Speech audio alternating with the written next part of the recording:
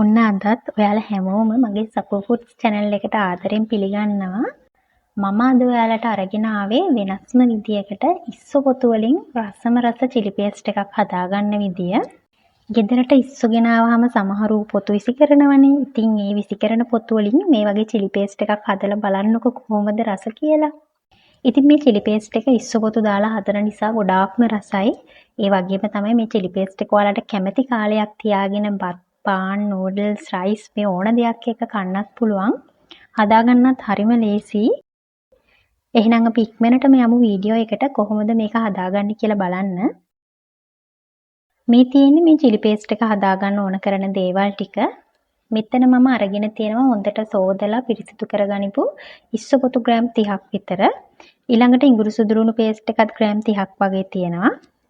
තව හීඩියට කපා ගනිපු ලොකු ලුණු ගෙඩියක්, කෑලි මිරිස් මේස හැඳි 5ක්, පොල් තෙල් කෝප්ප භාගයක්, තව සෝයා සෝසුයි තක්කාලි සෝසුයි අපිට මේකට ඕන වෙනවා. ඊළඟට තව සීනි ලුණු ඔයාලගේ රස අනුව ඕන. අපි එහෙනම් බලමු කොහොමද මේක හදාගන්නේ කියලා. මුලින්ම මේ වගේ පෑන් එකක් ලිපේ තියලා ඒකට පොල් තෙල් කෝප්ප භාගයක් දාගන්නවා. තෙල් එක හොඳට රත් වුණාට පස්සේ ඉස්සුපොතු ටික දාගන්න ඕන. ලිපේ ගින්දර වැඩි කරගන්න එපා. ගින්දර අඩුවෙන්ම තියාගන්න. මේ ඉස්සුපොතු ටික අතින් පොඩි කරන්න පුළුවන් තරමට අපි බෙද ගන්න ඕන.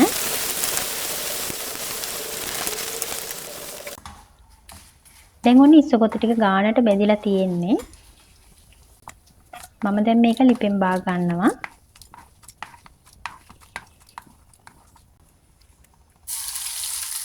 ඊට පස්සේ තෙල් එකටම ඉඟුරු සුදුරුණු paste එක දාලා ඒකත් අඩුම ගින්දරේ රන්වන් පාට වෙනකම් බෙද ගන්න ඕන.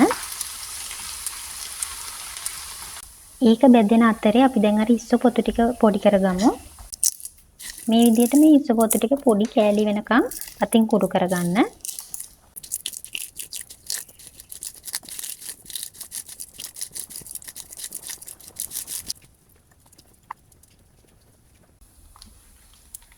දැන් ඔන්න අපි දාපු ඉඟුරු සුදුරුණු paste එකත් රන්වන් පාට වෙනකම් බෙදලා තියෙන්නේ.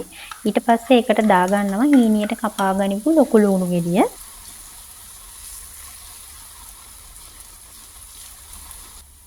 ඔයාලා කිසිම වෙලාවක ගින්දර නම් වැඩි කරගන්න එපා. එහෙම වුණොත් මේ chili paste එක කර වෙලා කන්න බැරි වෙනවා.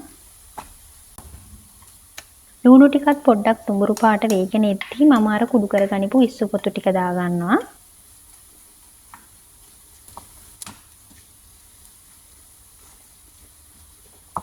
ඊට පස්සේ මේකට ලුණු තේ හැඳි එකමාරක් විතර, සෝයා සෝස් මේස හැඳි එකක්, තක්කාලි සෝස් මේස හැඳි එකක් දාලා හොඳට කලවම් කරගන්න. ඔයාලට මේ දේවල් ඔයාලගේ රස අනුව වෙනස් කරගන්න පුළුවන්. ඒ ටික කලවම් කරගෙන ඊළඟට මම සීනි තේ හැඳි 3ක් විතර දාලා කලවම් කරගන්නවා. සීනි ටිකක් දාලා හොඳට කලවම් කරගෙන අන්තිමට මම දාගන්නවා කෑලි මිරිස් ටික. මේ වෙලාවේ ලිපේ ගින්දර හොඳට මඩුවෙන් තියෙන්න ඕන. නැත්නම් කෑලි මිරිස් ටික කළු වෙලා මේ chili paste එකම තිතරහ වෙන්න පුළුවන්. දැන් ඔන්න අපේ chili paste එක හදාගෙන ඉවරයි. මේක නිවුනට පස්සේ ඔයාලට පුළුවන් තෙත ගතිය නැති පිරිසිදු භාජනයකට දාලා ඔයාලට කැමති කාලයක් තියාගෙන කන්න. ඉතින් ඔයාලා දැක්කනේ මේ chili paste එක හදාගන්න කොච්චර ලේසිද කියලා. ගොඩක් දේවල් ඕන වෙන්නෙත් නෑ. ඒ වගේම තමයි පොඩි බඩගින්නක් ආපු වෙලාවක මේකත් එක්ක වුණත් ඕන දෙයක් කන්න පුළුවන්. ඉතින් ඔයාලත් ගෙදරට ඉස්සගෙන ආපු වෙලාවක පොතු ටික විසි කරන්නේ නැතුව මේ වගේ chili paste එකක් හදලා බලන්නකෝ කොහොමද රස කියලා. හදලා බලලා රස කොහොමද කියලා like එකක් කමෙන්ට් එකක් දාලා කියන්නත් අමතක කරන්න එපා. ඒ වගේම තමයි මේ වගේ රසවත් වීඩියෝ බලන්න මගේ channel එකත් subscribe කරලා තියාගන්න. එහෙනම් අදට ගිහින් එන්නම්. ඔයාලා හැමෝටම සුබ දවසක්.